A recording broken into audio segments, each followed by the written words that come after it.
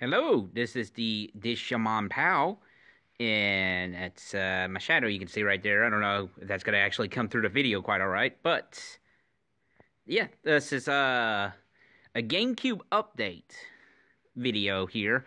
With these particular ones, I didn't really record anything.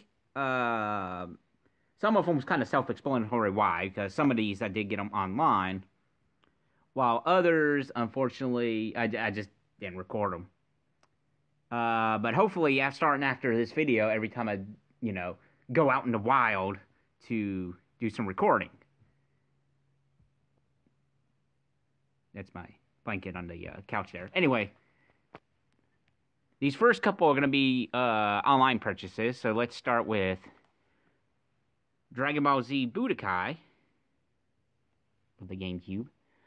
Believe it or not, this is actually slightly different than the other ports of this game because that's a little bit better lighting. Yeah, sorry about the lighting. It's not the greatest at the moment with my current setup. 23 Dragon Ball Z heroes in stunning 3D. But yeah, the graphics are slightly different. It's like a little bit of a more cel-shaded look to it. That's a little bit later with the lighting. But yeah, Dragon Ball Z Budokai, bought this particular one off of eBay. A couple of these are going to be from eBay. But yeah, Dragon Ball Z Budokai,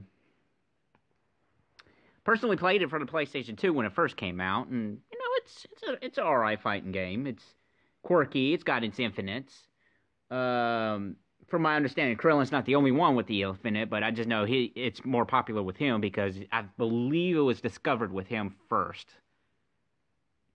Don't quote me on that, though. Next up, Donkey Konga 2, also an eBay purchase. Compatible with the Deedcom bongos. I actually used to own Donkey Konga 1, along with a set of bongo drums, but I lent it to a friend. Never saw it again, unfortunately. So I'm going to have to get some drums before too long. With each of these games, I test them out, make sure they worked all right. And this is beautiful. This particular version of Donkey Konga 2 it's beautiful because it's got Smash Mouth on it. And yes, not just any Smash Mouth song, but the Smash Mouth song from the same song they used in Shrek All-Star. Yeah, there we go. So it's pretty funny. And here we have this game. Not even going to try to pronounce it. Funny enough, even though it says far east of Eden on the front of it, it's actually not part of the main title itself. That's kind of funny. But yeah, this is my first Japanese import game. As you can tell, get Donkey Konga back here. Different size. Pretty funny like that. But yeah, first Japanese import game. It's pretty cool. This only cost me $10 off of eBay. Funny enough. I'm gonna have to look into doing Japan Yahoo auction stuff. Might pay a little less for GameCube games off it there, but I gotta do research into that. And I also have to get internet.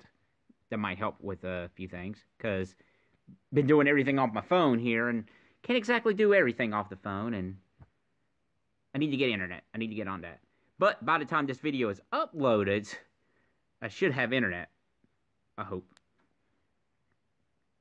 But yeah, first Japanese import game. It's kind of neat. Kind of neat.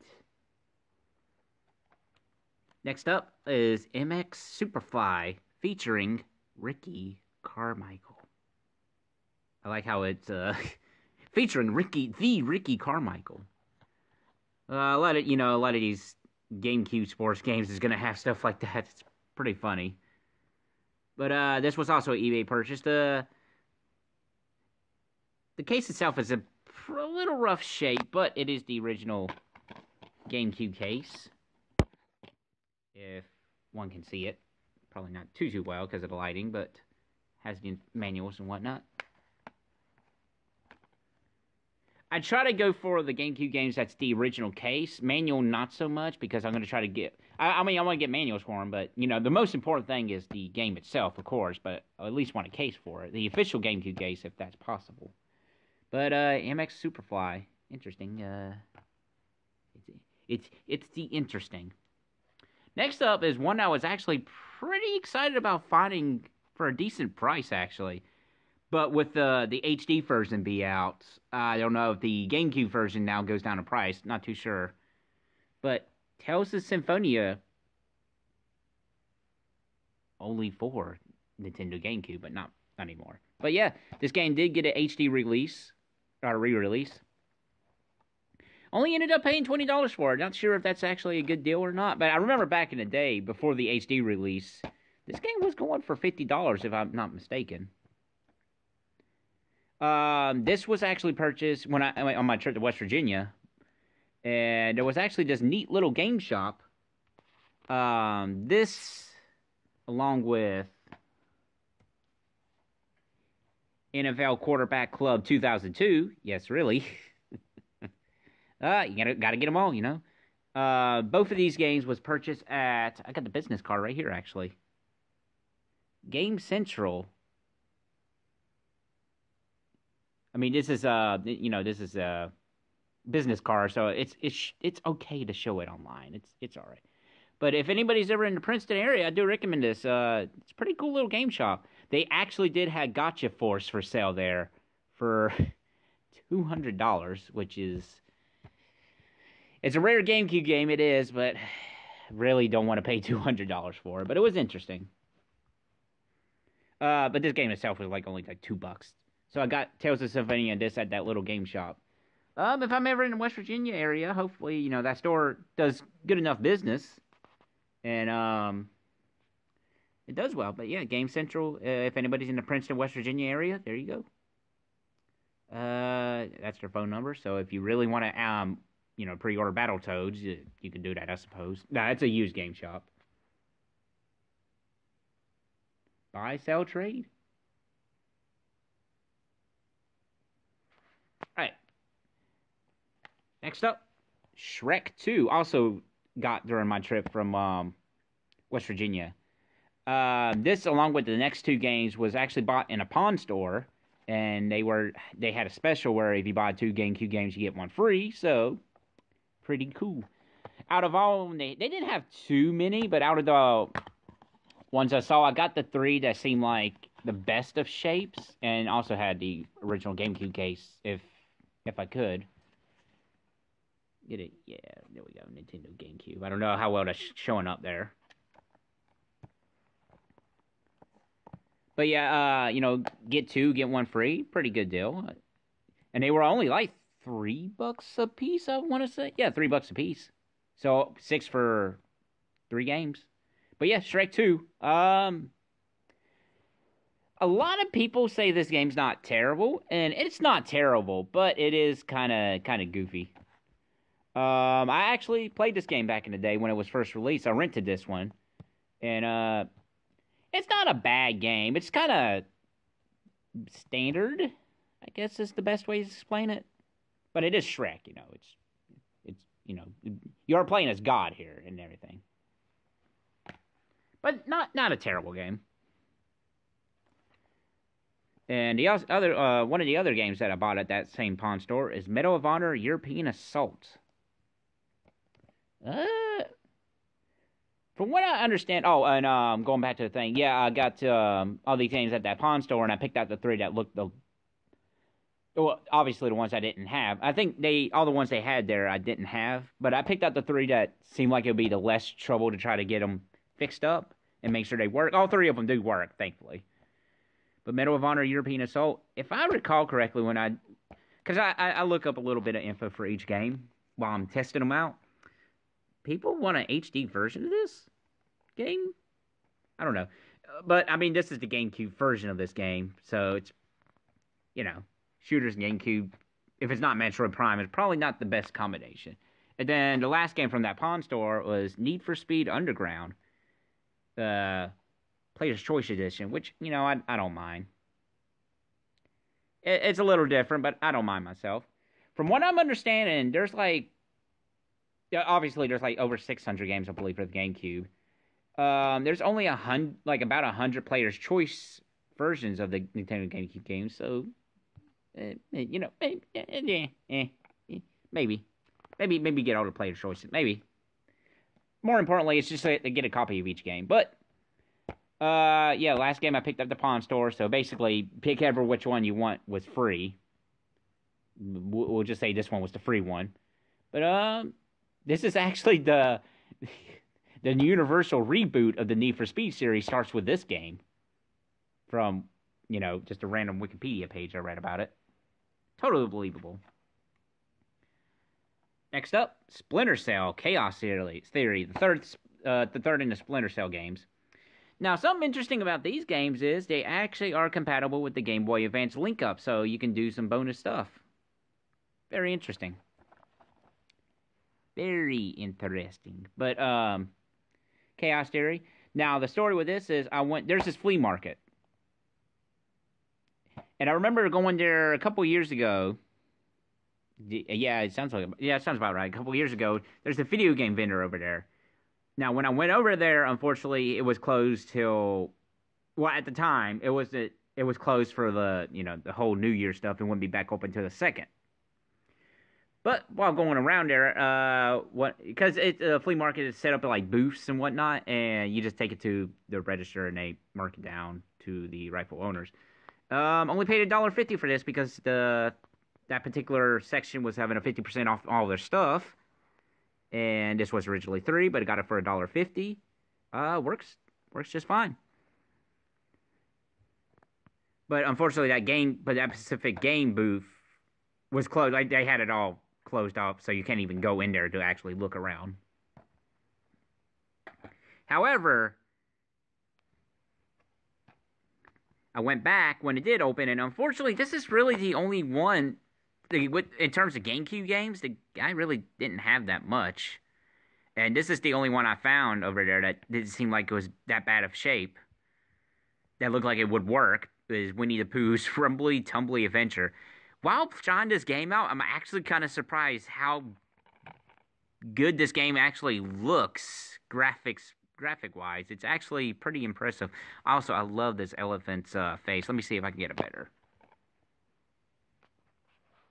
Probably not with the camera here, but I love this elephant's expression. It's pretty. Just look up the Google image search the cover of this game, and you'll see that elephant's highly amusing face expressions. But anyway, yeah, this game from the little test play I did of it is pretty graphically impressive. All right, now we're going back to an online purchase. Sonic Mega Collection. Now, I was actually a little bit worried when I first received this because the disc, probably not going to be able to show it up on camera very well. Probably not, but you might be able to see there's a line on the front cover. And usually when there's like stuff like that on the front of the disc, it doesn't work. But unfortunately, after cleaning the back of the disc up a little bit, works fine. Played some Dr. Robotnik's Mean Bean Machine. A little bit much, a lot more than my usual tests with these games. But not really much of a Sonic guy, truth be told. Like, as of right now, the only Sonic games I played is Sonic the Hedgehog, the very first one for Genesis, and Dr. Robotnik's Mean Bean Machine. That's it. That's everything I played in terms of Sonic. I'm just not a Sonic guy. But hey, this might change that. You never know. Also, I have to add the Japanese version of this game to the list now because for, I don't know, whatever reason, the Japanese version has 2 more games than the United States version here. Now, they added those games back to Sonic Mega Collections Plus. However, that version never came out for GameCube. So, it's just this. So, yep, gotta get the Japanese version of that. Because an idea I would like to do with these is to stream them. whenever I get the capabilities, and I want to just go through and do like a showcase of every single game that was released for GameCube game, including all the like take for example the Teenage Mutant Ninja Turtle the TMNT video games had some arcade ports of or some ports of the arcade games, I believe, of the beat 'em ups from back in the day, or some ports. They had other games other than the main game, and I want to do it like a stream showcase of every single GameCube game, just like a variety show or something. I think that'd be pretty fun, but I got to get the internet first and the proper computer equipment to do that. But till then, here's Jeremy McGarth's Supercross World. Yes, it's a motocross game. Now these last couple of games came from the Player's Choice video game store, which was in one of the GameCube hunting episodes that I showed a little bit of. Went back there and picked up some more GameCube games. I actually did a trade-in. Hello, kitty cat. Yeah, that's the kitty cat. But yeah. Went back and I actually took a couple of SNES games that I had duplicates of from that, also from a GameCube hunting episode. And traded it in and got a couple free GameCube games. Basically, all I paid over there when I did the trade was 2 Scooby-Doo comic books, because I like my Scooby-Doo comic books as well. But yeah, so biking game, and I don't mind. This is puts me up a couple more GameCube games. How you doing, kitty cat? You look nervous. All right, I guess you're gonna be part of the show, kitty cat. But next one is Dave Mirra's Freestyle BMX 2, which is kind of confusing on my title because you would think it's Dave Mirra 2 Freestyle BMX. And the cat's purring. But the GameCube version has bonus Nintendo GameCube features. Ooh, super high-res graphics. No. It just looks really odd. The interesting thing about this game is the Slim Jim guy is unlockable. Or not, actually, he's not unlockable. He's actually there from the start, the Slim Jim mascot. Snap it into the Slim Jim dude. Pretty interesting. Now, unfortunately, I'm counting this, but I gotta get a replacement copy. This is the only game that does not work in the Nintendo GameCube. I'm assuming it looks like there might be a slight chip in the center of it, and that's probably what it is, because I tried cleaning it up, and it still doesn't work, unfortunately. But Splinter Cell Pandora tomorrow. I'm added to the list for right now, but it's going to be... I just got to get a replacement copy. But, I mean, I have the case now, so all I need is just the disc. So if I ever see, like, a good disc loose copy for sale, then that's all I need. I have a copy of the case. But that's unfortunate. But unfortunately, that's the only game. It's bound to happen, though, as I'm running across doing all this stuff. 4x4 Evo 2. Interesting little game here. Oh, that's my oven. I apologize about that. I am cooking some chicken. Yes, oven. But thankfully it cuts off. But anyway, 4x4 Evo 2. Now, I'd actually read a little bit of tidbit before this video, or before this recording. This game is actually downloadable for free because they lost the licensing for the cars in the game. So the only way they can apparently the only way they'll be able to ever make the game available is they had to make it for free, but they have to take the the license and stuff out of it. So whenever you download it, it's like a different game, really. Well, not different, but the vehicles, you're not getting all the vehicles, unfortunately. And then last, we got Army Man, Sarges War. I actually played one of the Army Man games for the N64. It was a pretty fun time, but this one is supposed to be like a dark, edgy version of the Army Man Green games. Okay, yes, the oven is going off. But yeah, I probably should get to that before my chicken burns. So, that's this little GameCube hunting update of all these GameCube games I picked up since the previous episode I really didn't do much recording for. So... hopefully whenever I find them in a while now, I'll have actual, footage and whatnot. Unless I'm gonna buy them online, and I'll just have like a little online, like get a couple gathered together and just do something like, similar to this. But yeah, this has been Digital Mom Pal, and the GameCube hunting continues.